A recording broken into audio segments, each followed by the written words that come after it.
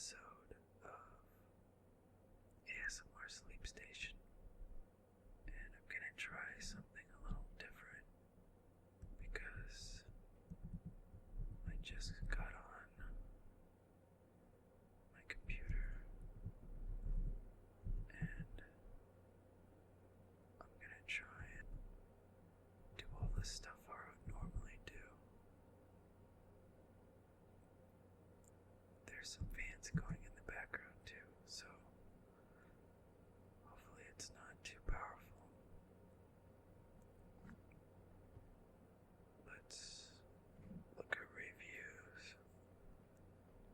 So I was just checking my email. If you've never heard this before, this is just a podcast or whatever you want to call it, made by a guy that whispers into a mic. That's all I do. And the goal is to try to help you relax and detach a little bit from your normal life and maybe fall asleep, or maybe you just want to zone out, or maybe you just want to block out other sounds. So you can do whatever you want.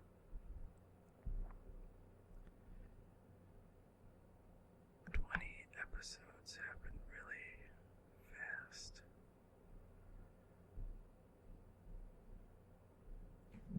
And this one will hopefully be a longer episode.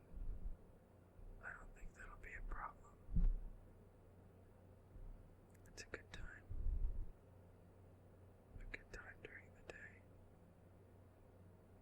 Except for the fans in the background. I don't remember what reviews I read last time. Let's see here.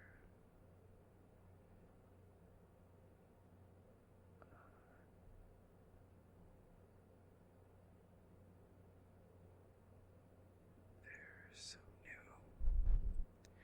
By the way, it's... no, I bumped the table again. I think it comes out as a really low frequency rumbly sound. If you can hear that and it bothers you, then let me know. Okay, so the last review, since the last time I read these, is from Squid Sister, left on July 27th. It's a 5-star review, so thank you. Titled Very Relaxing, Tone, Tempo, Topic. I also love it when you pause. I am lulled by the silence for just a second or two. And then there's your relaxing voice again, helping me drift to sleep. Never fails. Please keep whispering to us. Okay, I will. That was funny, my voice kind of cracked a little bit.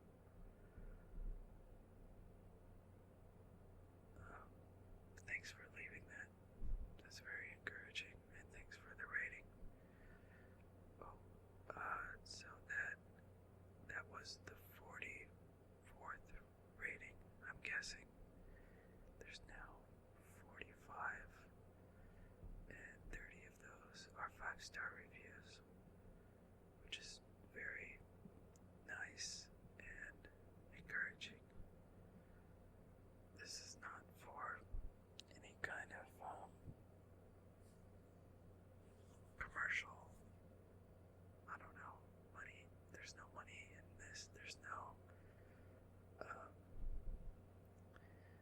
popularity contest.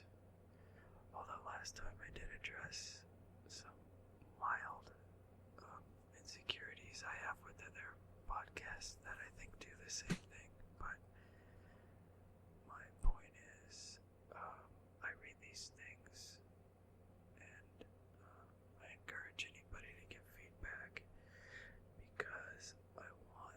this to be good only for the sake of being good and not being better than anything else, if that makes sense. So, if you enjoy this, please leave a review or send me an email. And I've made a couple modifications to this because of people's feedback. So feel free to email. It's just ASMR Sleep Station, no spaces or anything, at Gmail. I should probably check this recording. I'm not quite sure if this fan is too loud. I don't know why it's so loud right now. Now, I'll just keep going. Whatever. I'm trying to loosen up about these things. So if it's not great, it's not great. Who cares? Okay, the next feedback is from BMK33333 on the same date. 5-star review titled "Excellent Podcast. This is my go-to for sleeping when I don't have Wi-Fi or something basic. Your basic format and consistent, enveloping relaxation is much appreciated. I do, however, suggest that you come up with a formulaic intro. It seems like you have difficulty introducing the show and beginning. Perhaps welcome to ASMR SS. This show is meant to relax, serve as a sleep aid, and induce ASMR or something similar. That's a really good idea.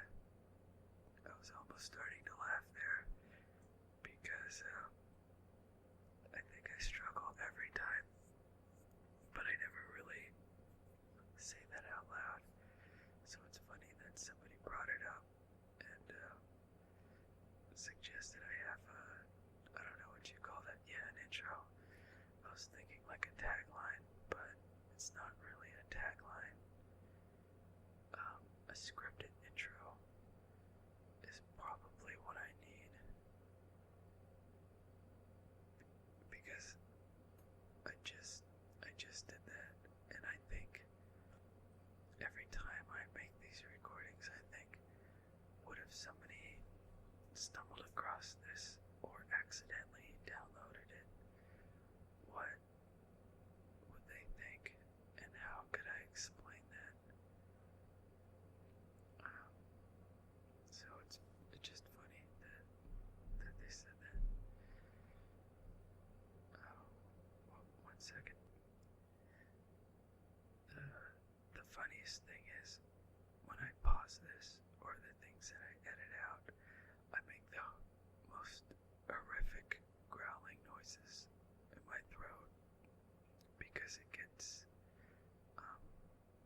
dry and whistly, kind of. I don't know why I'm saying all that. I think I'm a little extra talkative today.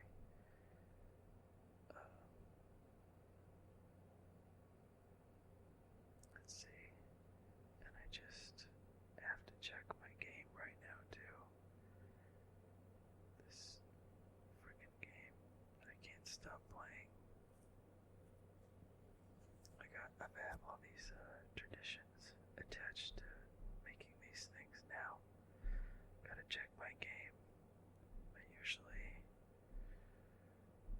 pour a nice dram of scotch.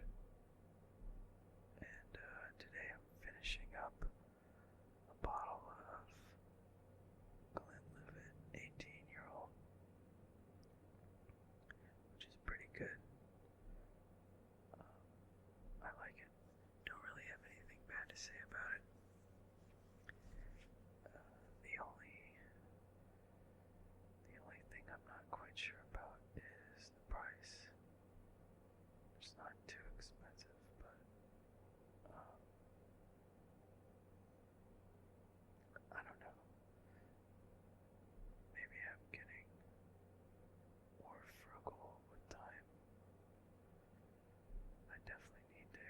stop spending money on alcohol, though.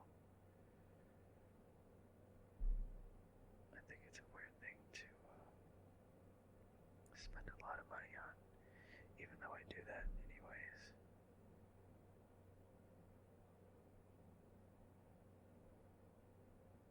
I don't know if it's a good idea, but I do it anyways.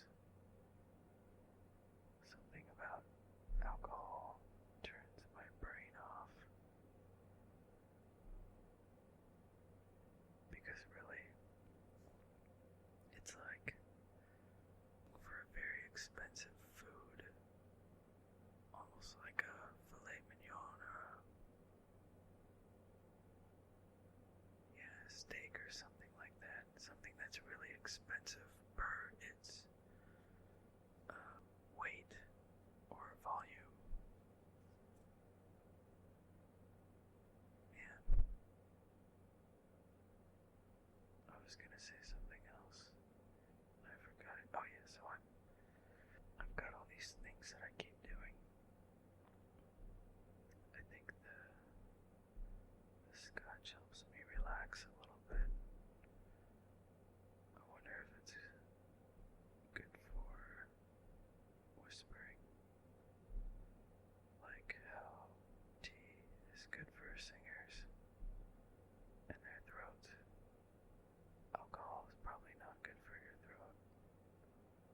It's probably dehydrating.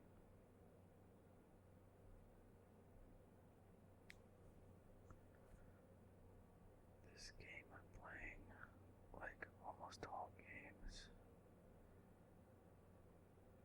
is just a long, long trial in diminishing returns. I don't think I've ever played a game that's always been good, that I never get tired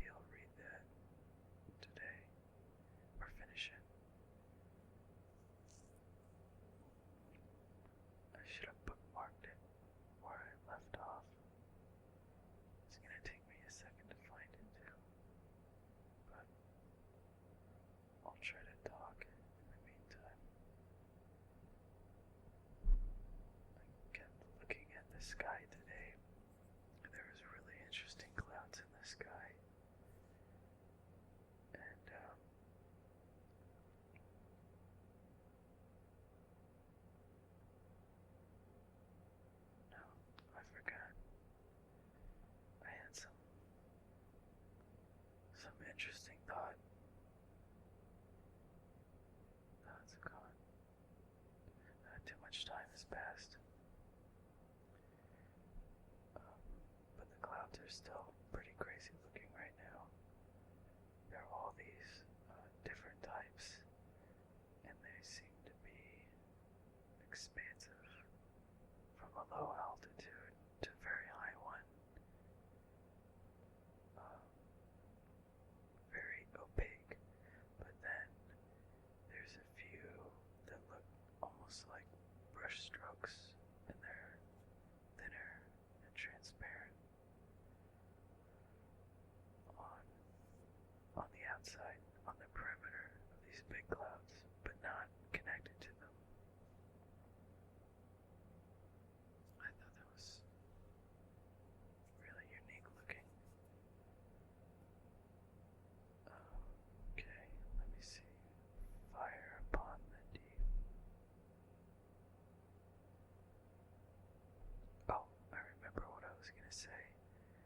I have stopped looking at screens before I sleep, like computer screens, tablet screens, phone screens, and that's helped me a lot. So if you're addicted to looking at stuff before you're trying to sleep, I'm not giving you advice, but I'm just saying maybe you should try that. It might make a difference. I have no idea if it's true, but I've read that the colors of the LEDs or whatever light elements are in screens, I think it's referring to cell phones, because cell phones I think are mostly LEDs. That color correlates to daylight, and it can, I guess, trick your mind into thinking that it's daytime. So, just something for you insomniacs to try, see if it makes a difference.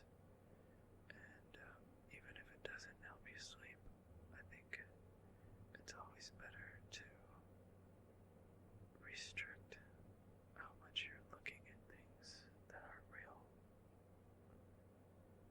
It's made a very big difference in my life. I got rid of my smartphone. I've mentioned that before. And I got a stupid phone that you can't do anything on.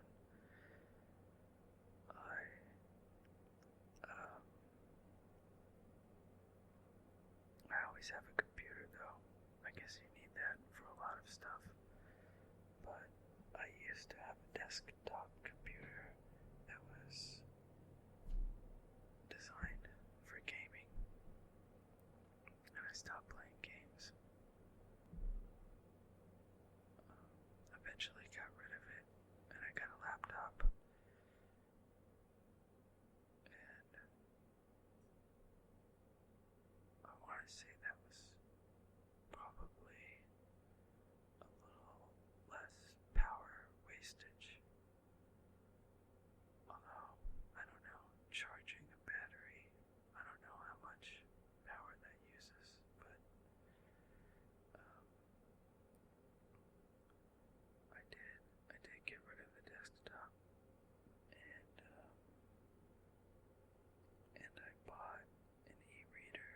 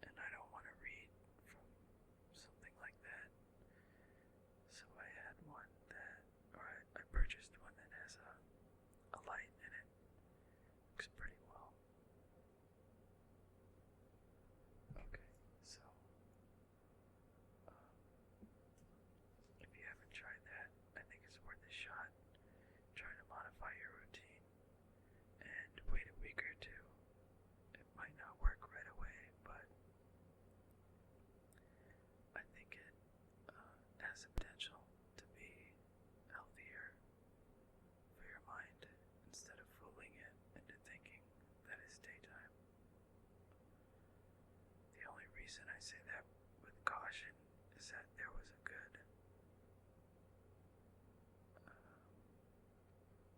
maybe three or 4 year period of my life where I fell asleep next to a computer monitor and I always turned something on and I would watch something literally until I passed out. But I guess if you're tired enough, it doesn't affect you. For that might have other um, other psychological repercussions, like you don't get the sensation of being tired. And in that same period of time, I was on a very late schedule, so who knows? Anyways, it's worth a shot. I don't know how many times I have to repeat that. If you're not sleeping or not relaxed and you're noticing how repetitive I am, I apologize for that. Okay, so how far do we get in the prologue? I think we read to the first break. It was about a local network built from a library, a found library, and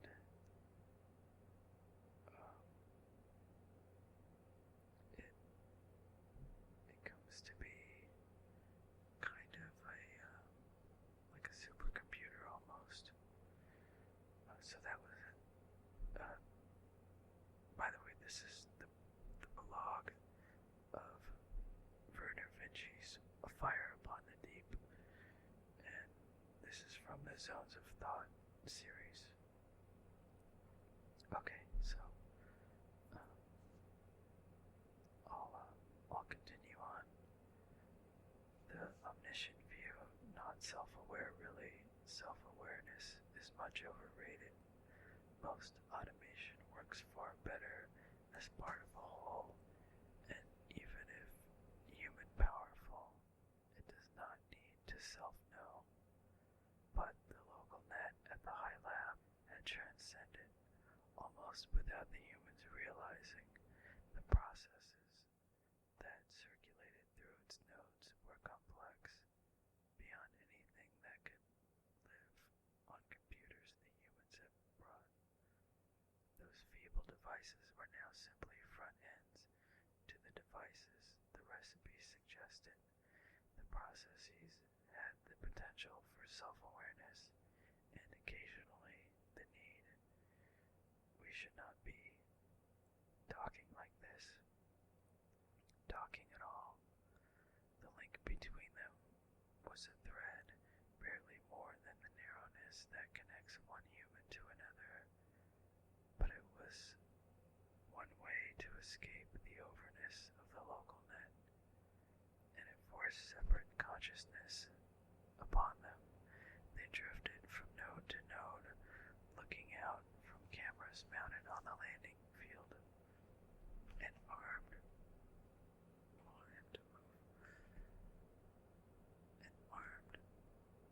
frigate and an empty container vessel were all that sat there. It had been 6 months since resupply, a safety precaution early suggested by the archive, a ruse to enable the trap. Flitting. We are the wildlife that must not be noticed by the overness, by the power that will soon be. On some notes, they shrank to smallness and almost remembered humanity, became echoes. Poor humans, they will all die. Poor us, we will not. I think they suspect. Oh man, I forgot how to say that name. S-J-A-N-A. Let's say Jana. I forget. I think I looked it up the first time I read this. suspect Jonna and Arnie anyway. Once upon a time, we were copies of the two. Once upon a time, just weeks ago, when the archaeologists started the Eagle level programs. Of course they suspect, but what can they do? It's an old evil they've awakened. Till it's ready, it will feed them lies on every camera and every message from home. Thought ceased for a moment as a shadow passed across the notes they used. The overness was already greater than anything human, greater than anything humans could imagine. Even its shadow was something more than human, a god trolling for nuisance wildlife. Then the ghosts were back, looking out upon the schoolyard underground, so confident the humans, the little village they had made here. Still, thought the hopeful one, the one who had always looked for the craziest outs, we should not be. The evil should long ago have found us. The evil is young, barely 3 days old. Still, we exist. It proves something. The humans found more than a great evil in this archive. Perhaps they found two, or an antidote. Whatever else, the overness was missing some things and misinterpreting others. While we exist, when we exist, we should do what we can. The ghost spread itself across a dozen workstations and showed its companion a view down an old tunnel, far from human artifacts. For 5 billion years it had been abandoned, airless, lightless. Two humans stood in the dark, their helmets touching. See, Jonna and Arnie conspire, so can we. The other didn't answer in words. Glumness. So the humans conspired, hiding in darkness, they thought unwatched. But everything they said was surely tattled back to the overness, if only the dust at their feet. I know, yet you and I exist, and that should be impossible too. Perhaps altogether we can make a greater impossibility come true. Perhaps we can hurt the evil newly born here. A wish and a decision. The two misted their consciousness across the local net, faded to the faintest color of awareness, and eventually there was a plan, a deception, worthless unless they could separately get word outside. Oh, sorry.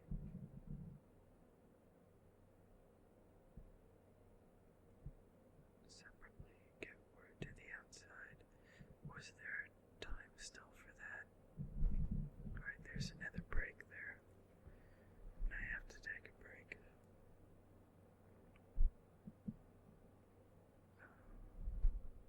Yeah, I'm gonna pause it. Alright, I'll continue. I don't know how much longer this goes. I'm only a third of the way through. I'll read one more section here. Days passed for the evil that was growing in the new machines. Each hour was longer than all the time before.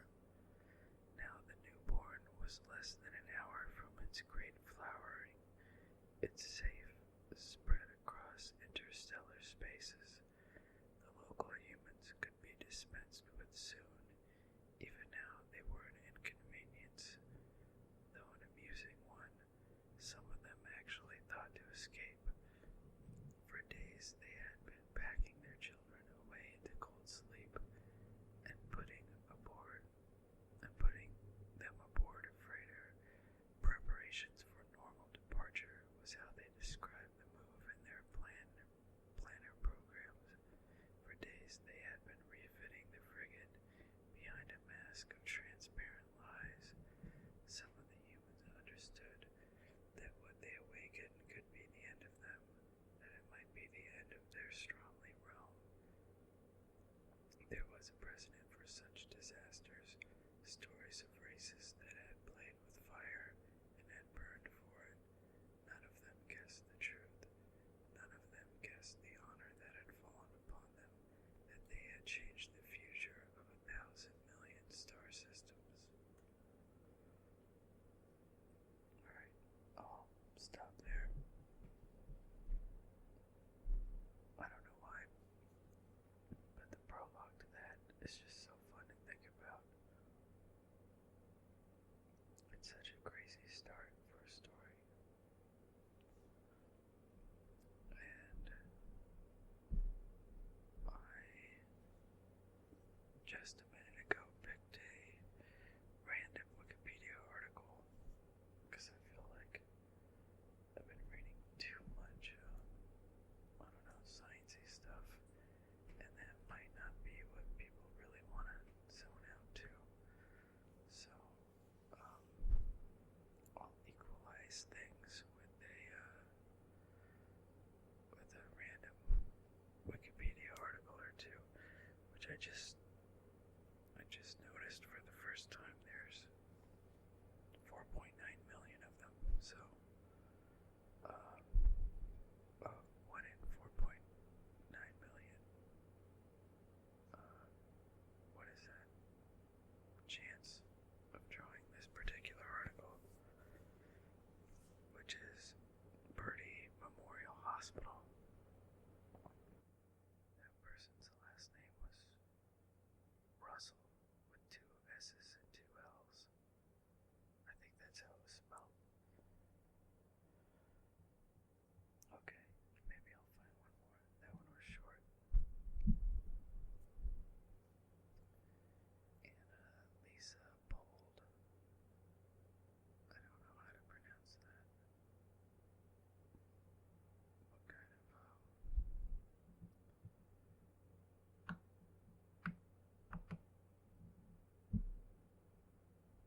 that is oh, it's the O with the wavy line over it is a Latin O with a diacritic mark tilde.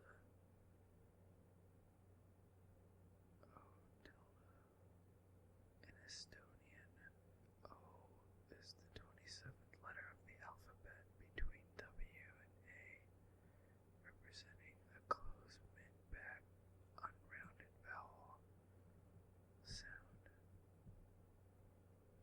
I don't know what this sound. Okay, I'm just gonna have to forget that. Annalisa Bold, born August 24th, 1990, is an Estonian-born American competition swimmer who has represented Estonia at international events. She competes in the backstroke butterfly and individual medley events. She is a 2-time national record holder at the FINA World Championships and a multiple-time high school and collegiate record holder. She also represented her birth nation, Estonia,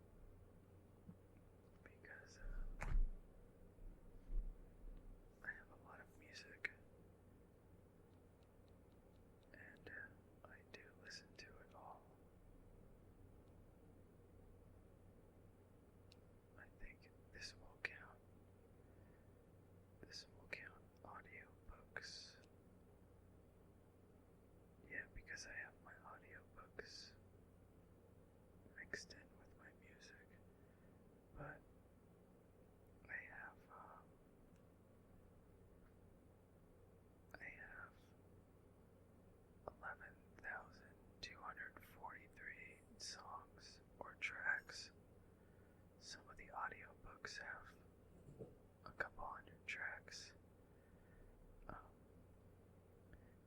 videos.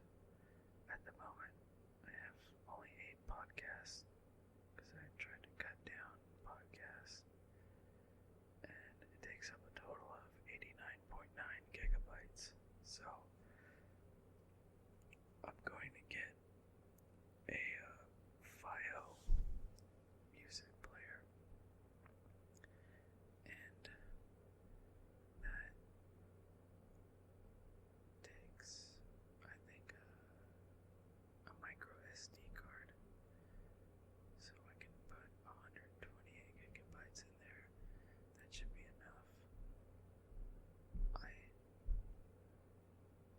have removed music as I've added new music before. Sometimes I get tired of things, or I will put albums on my MP3 player that I'm not crazy about, and then later come to regret it or just never listen to them, so I'll take them off. Anyways, I don't think I'll ever exceed 128 gigabytes, not unless I'm listening to lossless audio albums, many of them. Then that can take up the space. I'm trying to figure out the shipping, when it will arrive.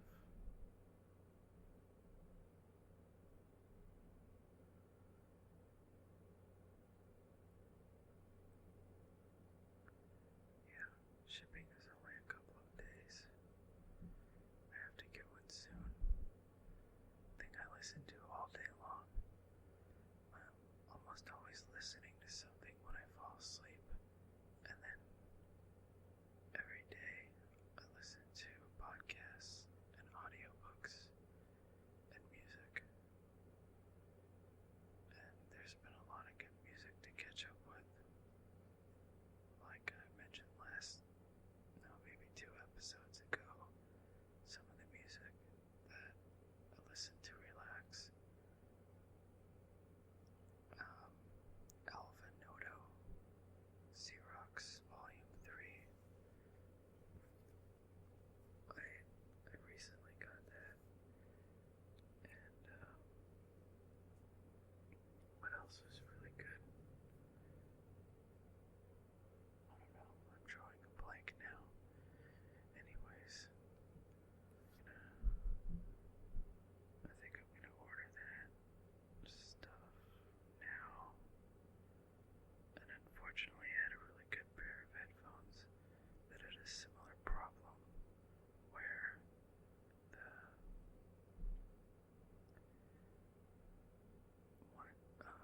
one side kind of shorted out, or I don't know, it was worn out.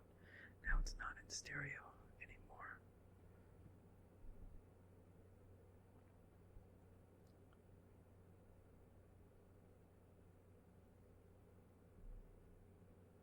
Always music to buy. I bought a record of a band I really liked a lot named Neurosis, who started out as a punk band, I think in the early 90s. They were kind of a different type of punk band, but they quickly evolved into something else, and I don't know if you could really classify them other than a type of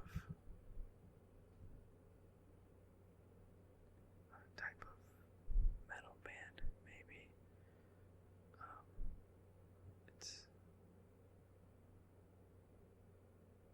It's unique.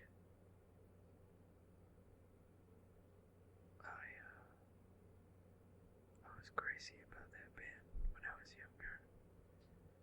Anyways, I think I might buy one of their albums, the MP3 version of it, sometime soon. Although it's really hard to tell when you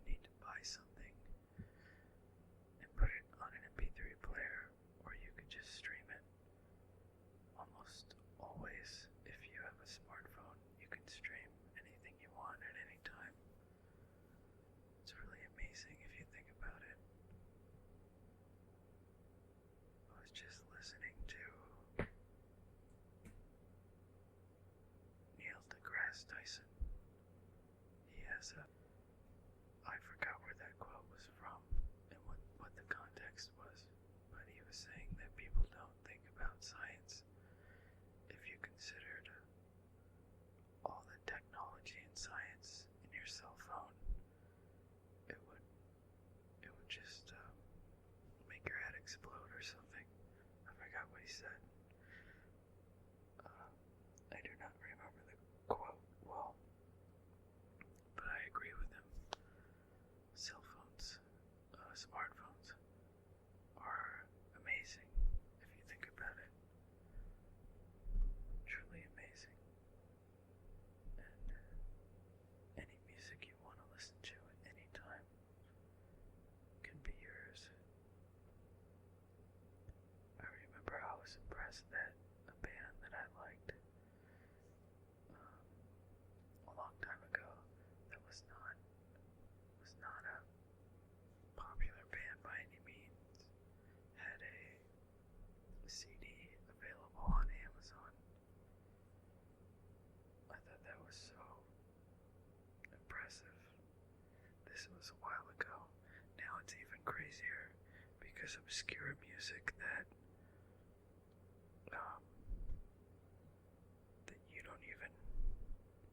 you wouldn't even think would be available anywhere. Even tapes, like small bands that literally have tapes, will have their music on Bandcamp. It's incredible. I spent so much time when I was younger looking for music, looking for specific things, digging through vinyl and CDs. Never tapes though. I never dug through tapes. And now all of that is just there. All you have to do is search for it.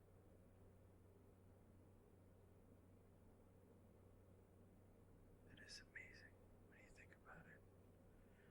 Truly amazing.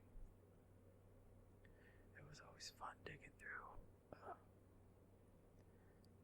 vinyl though. CDs aren't as fun to dig through. I don't know why. I guess vinyl is more rewarding since it's harder and it's dustier and you really have to earn it. And you have to flip through vinyl. CDs you can look through, but the name, the title of the album can be seen from all different aspects of the CD. But vinyl, you usually have to look at the front, although thicker,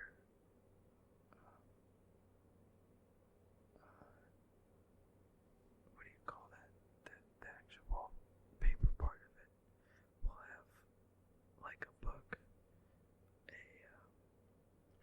a title on the spine. Especially if it's a gatefold. If it's a gatefold vinyl, then it'll probably have something on the spine. Anyways, that was fun.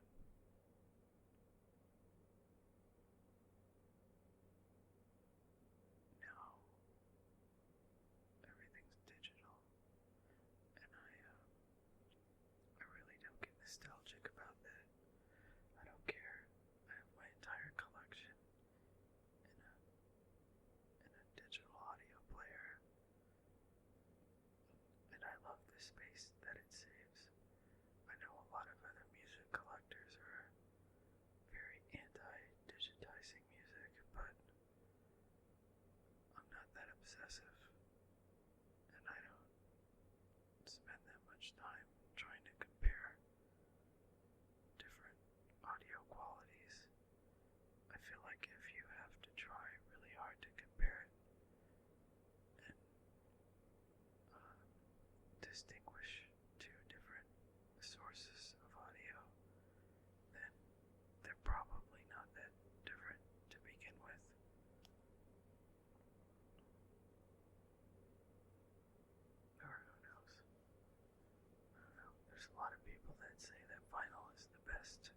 sonic experience, whatever that means.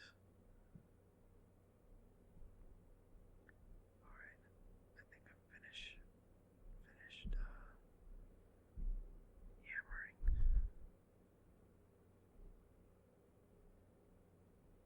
I read a couple things at least. Okay, so next time, maybe a little bit more structure. I'll try to find something interesting to read or discuss. I still have tons of articles that I've saved and queued up, but haven't even scratched the surface of. And of course, we'll have to finish up the article on quantum non-locality. Hopefully, that's been putting people to sleep. While I'm at it, I should probably figure out an outro too, because I can already, if I'm honest with myself, I can feel a little difficulty figuring out how to end these things too. So, I'll just say, if it's nighttime